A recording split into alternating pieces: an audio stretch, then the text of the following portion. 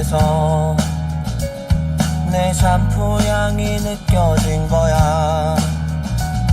스쳐 지나간 건가 뒤돌아보지만 그냥 사람들만 보이는 거야.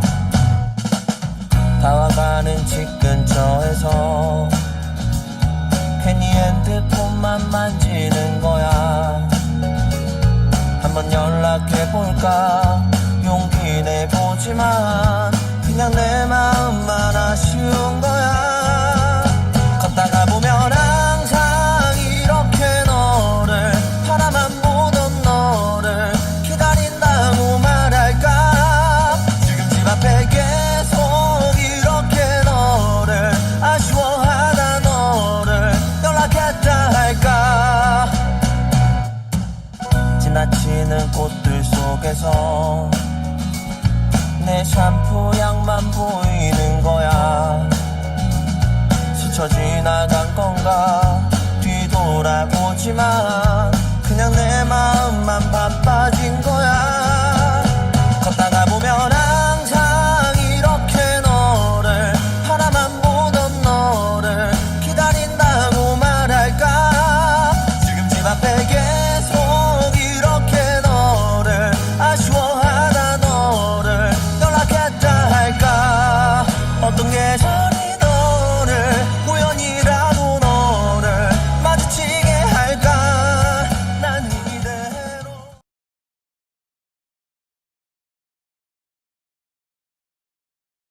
안녕하세요. 꿈너머 꿈 독서 수업 교사 최한나입니다. 모두 교실에 잘 도착했나요?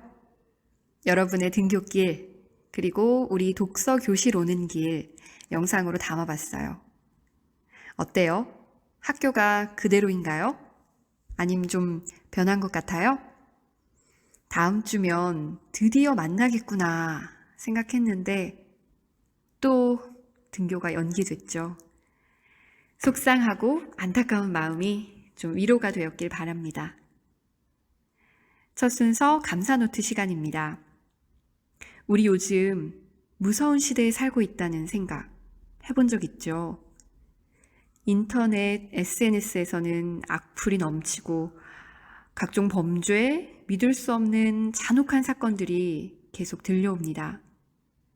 혹시 감사하는 마음을 잃어버려서 그런 건 아닐지, 감사를 회복한다면 조금은 더 안전하고 조금은 더 따뜻한 세상이 될 수 있을까요? 오늘의 작은 실천 함께 해보죠. 여러분의 5가지 감사를 적어보는 시간입니다. 특별히 오늘은 지난 5월 5일 어린이날을 기념해서 어린이였던 나에 대한 감사를 같이 적어볼게요. 과거를 기억해내기가 쉽지는 않을 것 같은데 음악 들으면서 꼬마였던 나의 모습 회상해보고 5가지 감사 적어보겠습니다.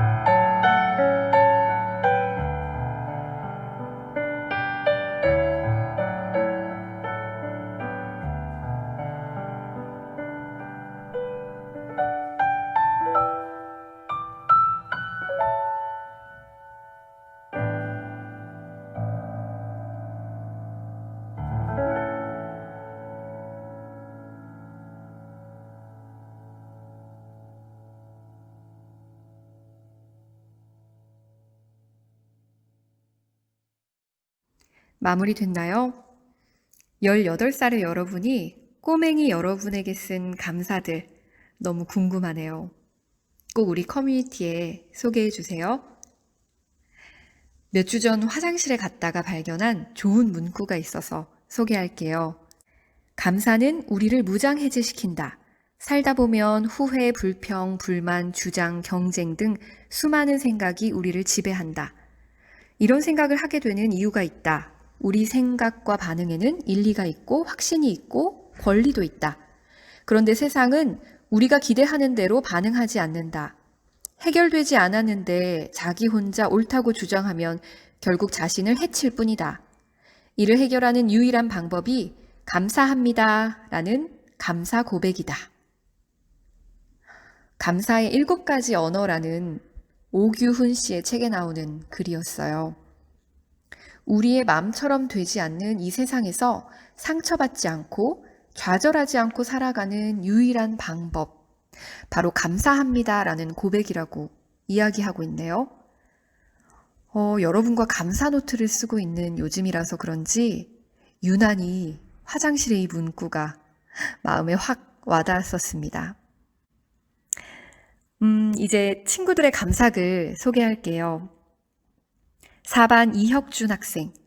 아침마다 깨워주는 알림 어플 감사합니다. 아침마다 밥을 차려주시는 부모님 감사합니다. 온라인 클래스를 들을 수 있게 해주는 와이파이 회사 감사합니다. 강의를 찍어주신 선생님들 감사합니다. 맛있는 쌀을 먹을 수 있게 해주시는 농부님들 감사합니다. 하고 올려줬어요. 와이파이 회사에까지 이렇게 감사를 표현해주다니 참 예의 바른 학생인 것 같은데요. 이 감사를 막 전해드리고 싶네요. 그리고 9반 김경록 학생. 오늘도 기분 좋은 하루를 시작하게 돼서 감사합니다. 책을 시켜준 아버지께 감사합니다. 내 주위에 아프지 않고 생활하게 해주셔서 감사합니다. 내 졸음을 깨워준 세수, 무라 고맙다. 보일러가 작동돼서 나를 따뜻하게 해준 이 집을 장만해주신 부모님께 감사드립니다. 하고 5가지 남겨줬는데요. 오늘도 기분 좋게 듣고 있죠? 세수, 물. 이 진짜 사소한 건데 정말 감사한 것들이 많죠. 고맙습니다. 그리고 8반 고동현 학생. 나 자신이 건강해서 감사하다. 식물을 무럭무럭 자라게 해주는 태양에게 감사하다. 모기를 잡을 수 있는 F킬러에게 감사하다. 우리의 지식을 넓혀주는 교과서에게 감사하다. 그룹 통화를 할 수 있게 해준 디스코드에게 감사하다. 하고 글 남겨줬어요. 태양, F킬러, 교과서. 되게 세심하게 관찰하고 고민하고 적은 것 같은데요. 동현 학생이 쓰는 이 디스코드 궁금합니다. 선생님도 한번 도전해 봐야겠어요. 그리고 7반의 유정현 학생. 집에서도 수업을 들을 수 있음에 감사합니다. 날씨가 좋음에 감사합니다. 미용실에서 머리를 깎을 수 있게 해주는 미용사분들에게 감사합니다. 맛있는 음식을 해주시는 어머니에게 감사합니다. 항상 우리에게 도움 주려고 하시는 담임선생님에게 감사합니다. 7반 담임선생님 누구신지 정말 행복하실 것 같은데 머리 멋지게 깎았나요? 어디 미용실인지 궁금하네요. 선생님은 이렇게 오늘 교실에 앉아서 창밖을 바라보면서 수업하고 있는데 정현 학생처럼 날씨가 정말 너무 좋아서 감사하네요. 오늘 이렇게 여러분들의 수많은 감사, 이 감사들이 분명 세상을 따뜻하고 안전하게 만들어가고 있을 거라 확신합니다.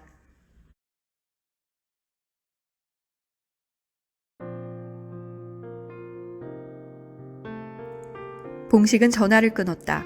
그리고 잠시 후에 아그네스의 전화번호가 문자로 떴다. 재석은 전화번호 검색으로 아그네스의 위치를 찾아냈다. 택시를 잡아탄 뒤 재석은 아그네스의 주소를 불러주었다. 택시 기사는 혼잡한 연말의 마지막 날의 밤거리를 질주했다. 차 안에서 검색을 해보면서 장소민에 대해서 재석은 자세히 알게 되었다. 연예인으로 성공하기 위해서 성의 놀이개가 된 장소민의 스토리를 읽은 순간 눈에서 불똥이 튀기 시작했다. 스스로 목숨을 끊은 탤런트 고 장소민이 술접대와 성상납에 관련해 쓴 일기가 공개돼 우리 사회에 파문을 던지고 있다. 5일 밤 인터넷 포털 사회비리에 따르면 장소민은 2004년부터 2006년 목숨을 끊을 때까지 자신의 비참한 삶을 일기로 기록했다. 이 일기에는 자신이 연예인으로 생활하면서 겪은 애환이 가감없이 적혀 있었다. 장소민은 수십 차례에 걸쳐 스폰서를 포함한 연예기획사 관계자는 물론 언론사, 대기업, 정관계 인사 등에게 접대를 했고 성적인 놀이개가 되었다고 일기에 밝혔다. 그들의 이름은 시간과 장소와 함께 일기에 생생하게 기록되어 있었다. 일기에서 장소민은 이렇게 적었다. 나에게 스폰서가 되었다며 돈을 주거나 옷을 사준 자들은 모두 악마들이다. 그들은 대가를 요구했다. 나의 개인 생활은 아예 없었다. 수시로 불러내 접대를 시켰다. 그리고 2차를 갔다. 이 일기에 적힌 자들에게 복수를 해야만 저승에서도 나의 분이 풀릴 것이다. 현실에서는 차마 밝히지 못하는 고인의 억울하고도 절절한 심정이 그대로 드러나 눈시울을 적신다. 이에 포털 사회비리는 일기가 본인이 직접 쓴 것인지 알아보기 위해 필적 감정을 의뢰했으며 장 씨의 필체임을 확인한 것으로 밝혀졌다. 하지만 장 씨의 연예기획사인 하모니닷컴 김모 대표는 이 사실을 전면 부인했다. 한두 차례도 아니고 수십 차례 그런 일이 있었다면 왜 중도에 거부하지 못했겠느냐며 의혹을 제기했다. 이런 관련 기사는 수도 없이 많았다. 사실 여부를 떠나 얼마나 억울했으면 젊은 여자가 자살했을까를 생각하니 재석은 미칠 것만 같았다. 달리는 차 안에서 뛰고픈 심정으로 택시기사만 채근했다. 아저씨, 빨리요!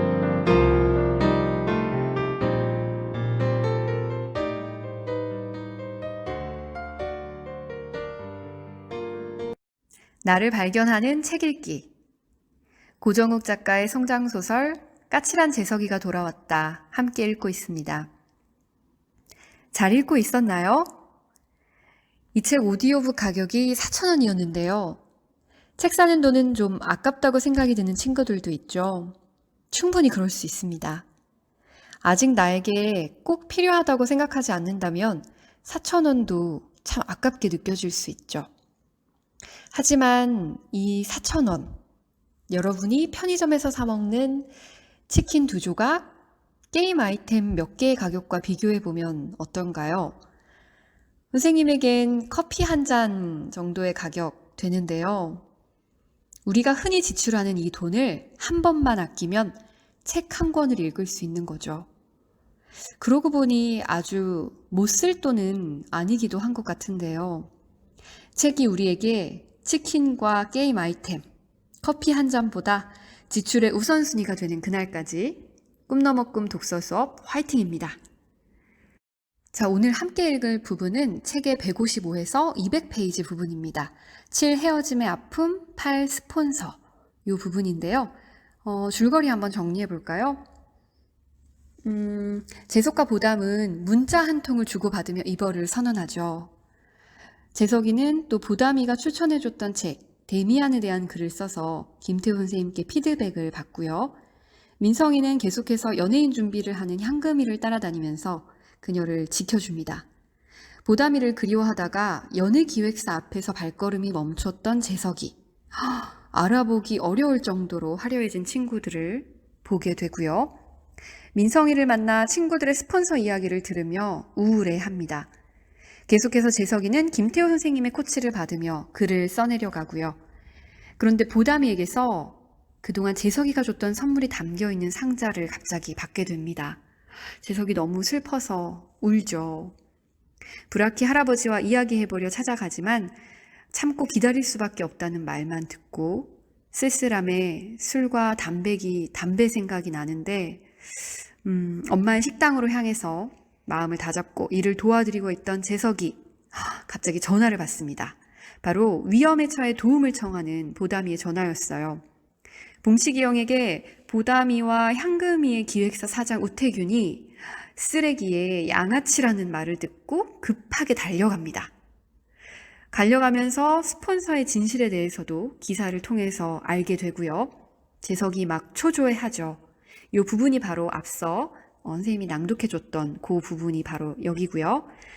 청담동 아그네스에 도착한 재석이 향금이와 보담이를 구하고 민성이를 구하기 위해서 몸을 던집니다.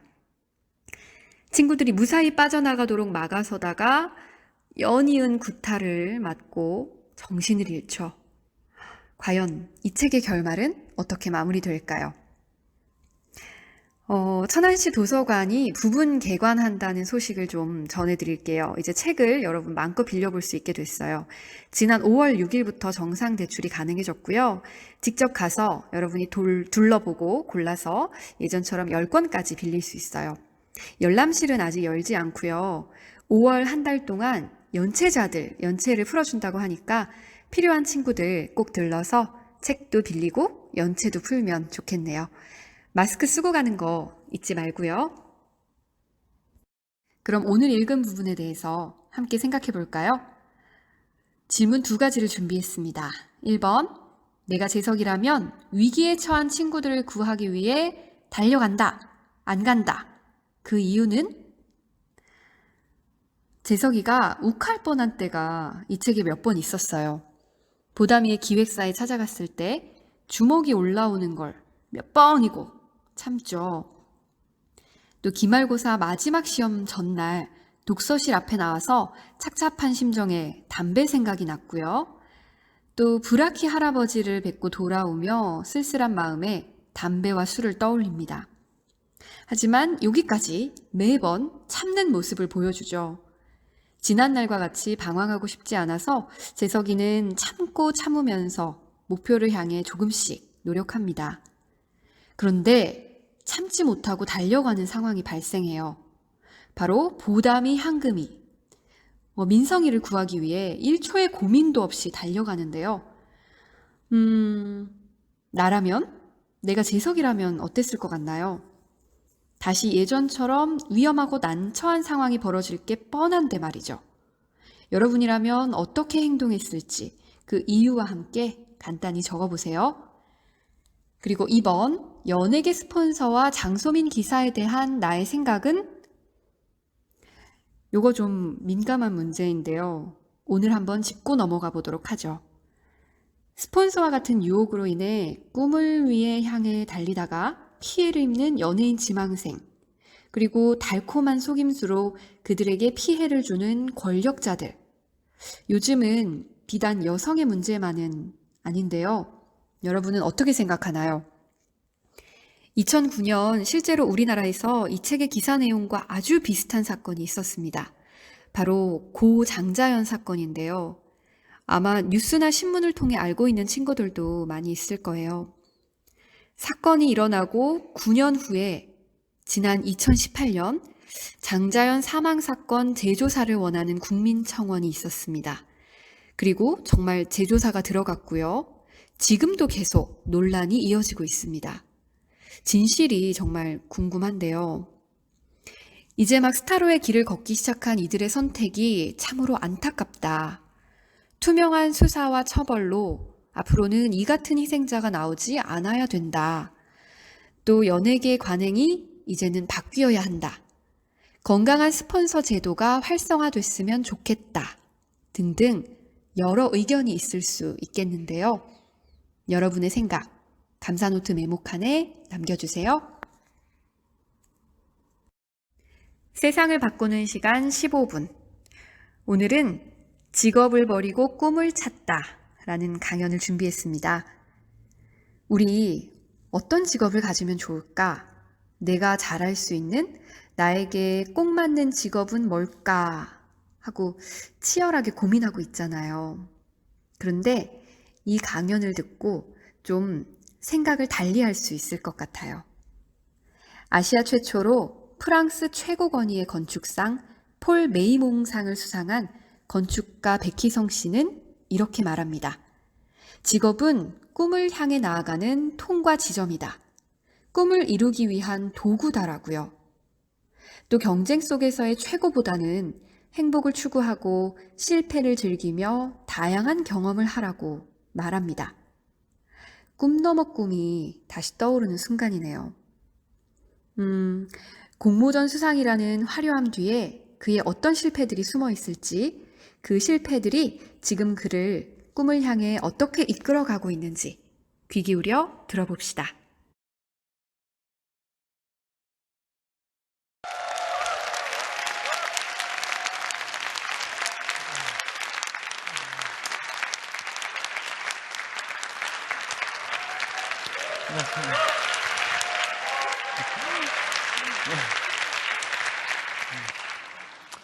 안녕하세요.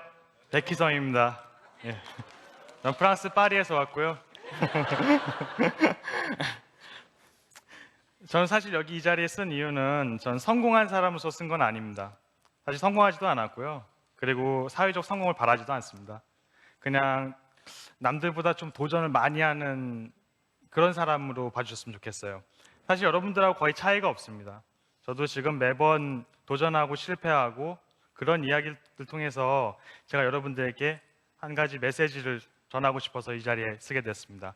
오늘 강연할 주제는 직업을 버리고 꿈을 찾다입니다. 퇴사라는 말은 아니에요. 자, 여러분, 꿈이 뭔가요? 좀 추상적이긴 하죠. 근데 보통 꿈이라고 그러면 의사, 변호사, 건축가, 다양하죠. 근데 보통 명사화되어 있어요. 근데 우리가 아주 어렸을 때 꿈이라는 직업을 알기 전에 직업이라는 것을 알기 전에 우리는 꿈이 어땠나요? 보통 동사였습니다. 예를 들면 그리는 게 좋아요. 로봇을 만들고 싶어요. 뭐가 만드는 게 그냥 좋아요.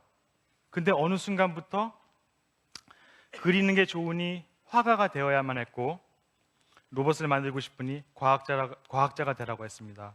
그리고 뭔가 만드는 게 좋으니 조각가 혹은 디자이너 이런 식으로 직업화되어 버렸어요. 어느 순간 꿈이 직업화되어 버렸습니다. 정말 꿈이 직업이 맞을까요? 제가 한 친구 얘기를 해드릴게요. 이 친구는 부모가 프랑스에서 유명한 아티스트입니다. 근데 어렸을 때부터 너무 그림을 잘 그려서 주변 아티스트들이 신동이라고 막 극찬을 냈어요. 주변에서 다 이야기를 했습니다.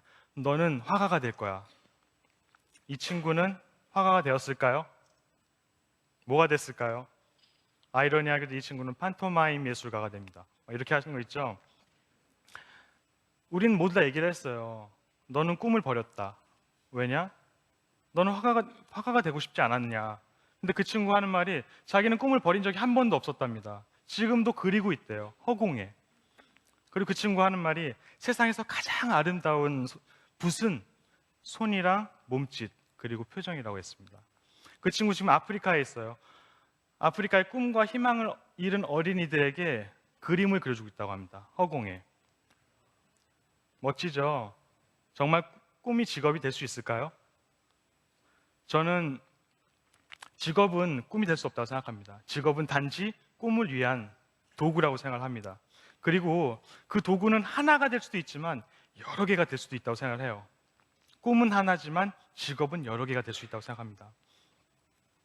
제가 지금 파리에서 건축 설계를 하고 있고요. 그리고 제품 및 가구 디자인을 하고 있습니다. 그리고 그림도 그리고 있어요. 그리고 최근에는 한국에서 좀 있으면 출간 예정인 그 환상적 생각이라는 책도 집필했습니다. 거기다가 동서양 문화재에 관한 연구도 하고 있어요. 모두들 사람들이 이렇게 다양한 직업들을 갖고 있으면 다재다능하다고 생각하거든요. 여러분도 그렇게 생각하시나요? 근데 사실은 아니에요. 여러분들도 모두 할 수 있습니다. 사실 여기서 제가 강연 때마다 항상 물어보는 질문 중에 하나인데 여기서 자기가 하고 싶은 직업이 평생 하나인 분이 있어요? 분명히 있겠지만 거의 없습니다. 대부분 하고 싶은 게 2개, 3개 이상일 거예요. 그런데 사회는 항상 우리에게 한 가지만 집중하라고 합니다. 그렇죠? 그리고 그 한 가지만 집중해야지만 성공할 수 있다고 생각을 해요. 근데 제가 보기에는 아닙니다. 제가 보기에는 여러분들 누구든지 다 할 수 있어요. 그 비결을 알려드리려고 여기 자리에 섰습니다. 2가지만 지키면 되는데요. 첫 번째는 강박관념을 버리는 거예요. 뭐에 대한 강박관념? 최고가 돼야 되겠다는 강박관념. 저 다양한 직업을 하고 있지만 잘하는 편은 아니에요. 근데 사람들은 뭔가 직업을 선택하면 거기에 최고가 돼야 된다고 생각합니다. 그리고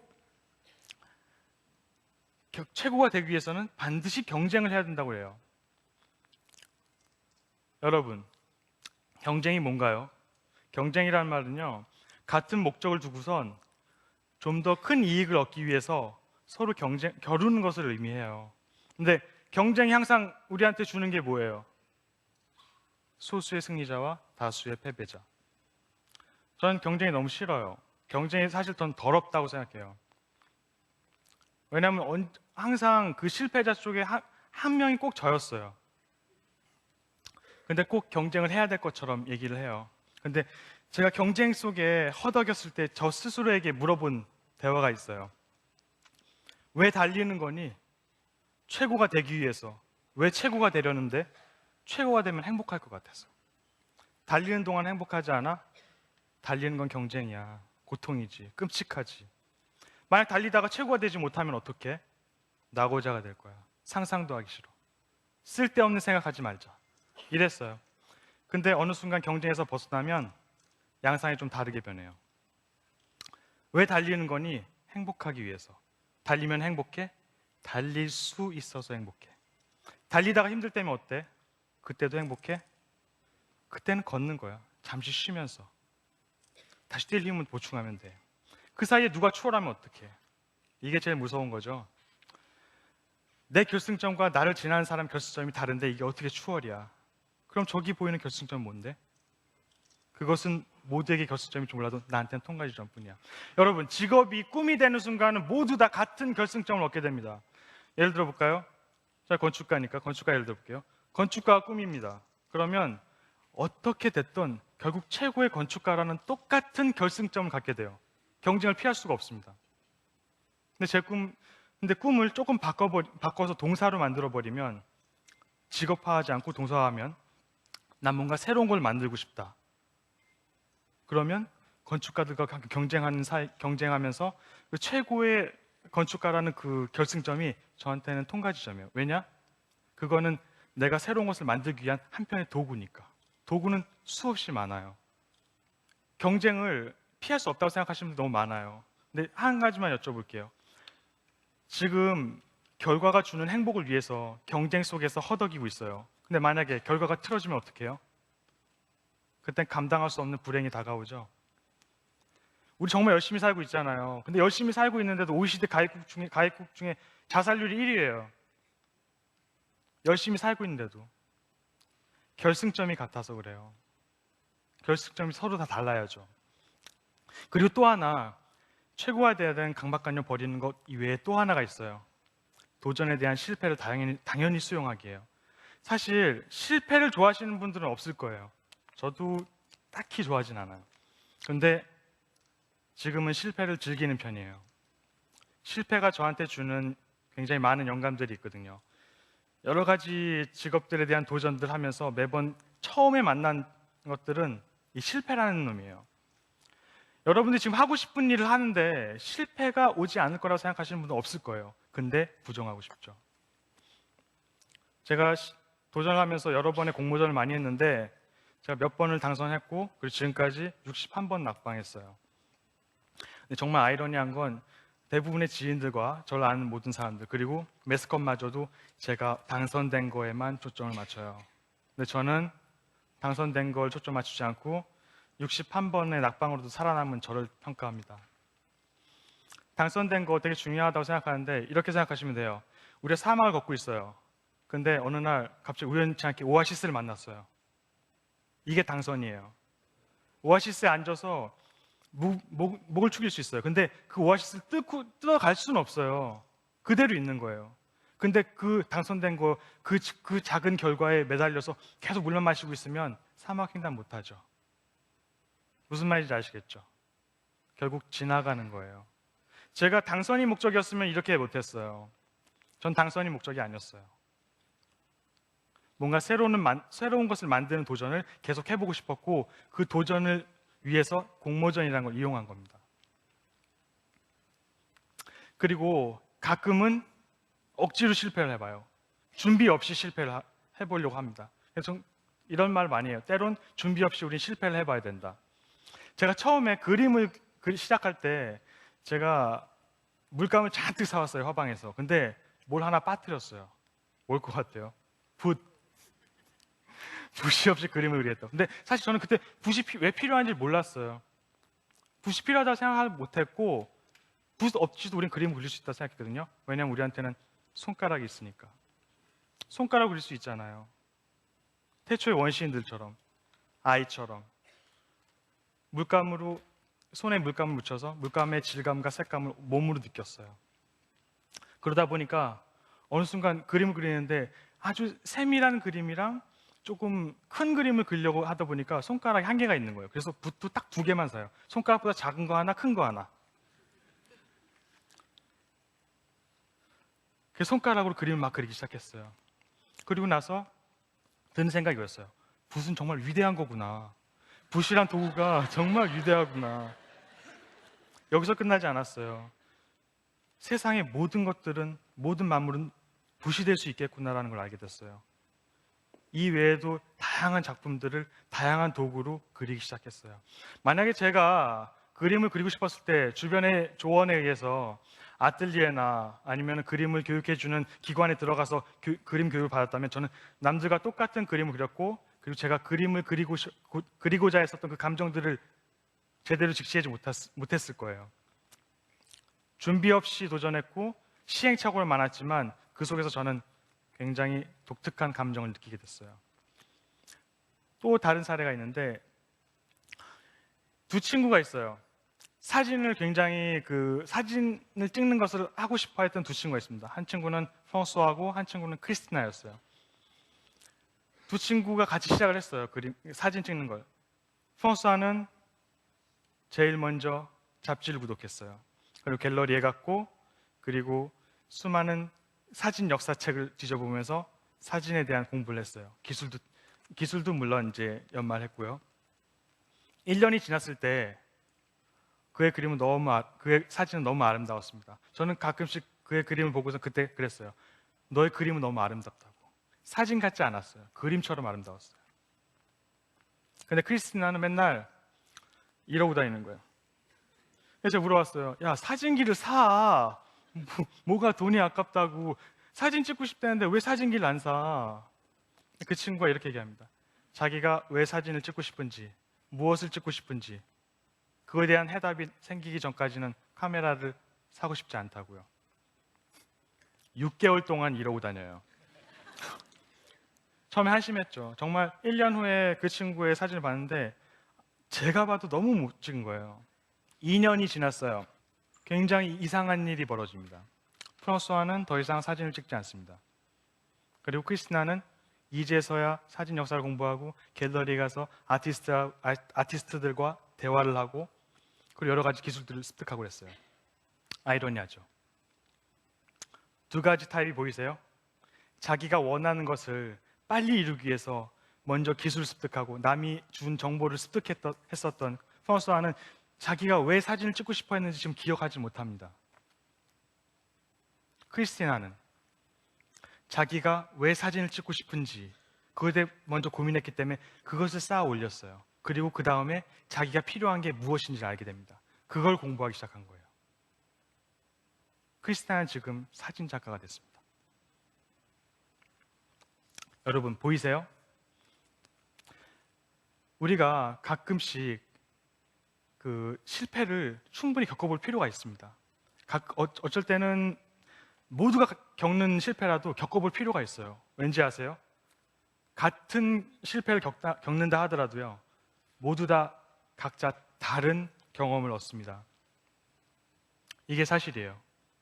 그런데 실패한 순간 아우 짜증나 이렇게 생각해버리면 끝이에요. 실패를 한번 샅샅이 파헤쳐 보세요. 굉장히 재밌는 것들이 여러분한테 보일 겁니다. 실패는 여러분한테는 당연한 수순이라고 생각하시면 돼요. 그냥 실패를 싫다고 생각하지 말고 어차피 도전하면 다음 단계가 실패. 실패를 딛고 올라가면 꽤 재밌는 상황이 벌어져요. 나를 새롭게 발견할 수 있고 남들과 다른 나의 모습을 찾을 수 있게 됩니다. 결론을 내리자면, 제가 아까 말씀드린 거 기억하시는지 모르겠는데, 꿈은 동사, 직업은 명사. 직업은 꿈이 될 수 없습니다. 그렇다면 여러분의 꿈과 직업은 무엇입니까? 생각해 보실 수 있겠죠? 저의 꿈은 새로운 것을 만드는 거예요. 새로운 생각을 만드는 거예요. 그래서 건축도 하고 디자인도 하고 그림도 그리고 기타 등등 문화재는 거기서 영감을 얻기 때문에 하는 거예요. 그리고 저희 직업은 저는 항상 종종 이렇게 대답합니다. 저희 직업은 백희성입니다. 왜냐고요? 어떤 직업도 저를 완벽하게 표현해 줄 수 없거든요. 직업은 꿈을 위한 도구일 뿐입니다. 그 점을 잊지 마시기 바랍니다. 그리고 이 15분이라는 강의가 굉장히 짧네요. 그래서 혹시나 더 많은 것들을 말씀드리고 싶은데 혹시나 제 이야기에 조금 더 관심이 가지셨던 분들은 제가 개인적으로 제가 이번에 낸 책인데 이 책을 참고해 주셨으면 좋겠습니다. 감사합니다. 이상으로 강의를 마치겠습니다. 오늘 청마북 카페에서 소개할 책은 포리스트 카터의 내 영혼이 따뜻했던 날들입니다. 이 책의 주인공은 어린 나이에 부모님을 잃은 5살 어린아이입니다. 인디언인 할아버지 할머니와 함께 산에서 살아가고 있죠. 역시 인디언의 피가 섞인 이 아이에게는 작은 나무라는 또 다른 이름이 있습니다. 백인들의 인디언 강제 이주 정책 때문에 산속에서 살게 된 할아버지 할머니는 작은 나무에게 산의 일부가 되어 산속에서 살아가는 방법을 가르쳐 주시는데요. 거추장스런 구두 대신 부드러운 인디언 신발을 신고 산속을 뛰어다니는 작은 나무. 주인공은 할아버지 할머니의 가르침을 통해 자연과 교감하는 방법을 하나둘 배워나갑니다. 그리고 숲에도 생명이 있음을 깨닫습니다. 또 감사를 바라지 않고 사랑과 선물을 주는 것, 다른 사람을 진실로 이해하는 것 등 자연의 이치로 세상을 보고 판단하는 지혜를 배워가죠. 그런데 작은 나무의 눈에는 이상한 사람들이 있습니다. 입에 발린 말로 사람들을 속이면서 자기 욕심 챙기기에만 급급한 정치인들. 진정한 영혼의 구원보다는 종교를 자신들의 이기적인 목적의 수단으로 삼는 종교인들. 그리고 백인들은 작은 나무를 강제로 고아원에 보내게 되는데요. 그 이후의 이야기가 궁금하죠? 우리 학교 도서관에도 이 책이 있더라고요. 고정관념을 버리고 어떻게 하면 상대방을 이해할 수 있을까요? 하고 고민하는 학생들에게 이 책을 추천합니다. 꿈너머 꿈 독서 수업 마칠 시간이네요. 까칠한 재석이가 돌아왔다. 다 읽고 다음 시간에 결말 부분 함께 이야기 나눠보도록 하죠. 오늘도 공부하느라 고생이 많은 여러분에게 이렇게 응원하고 싶습니다. 감사합니다. 사랑합니다.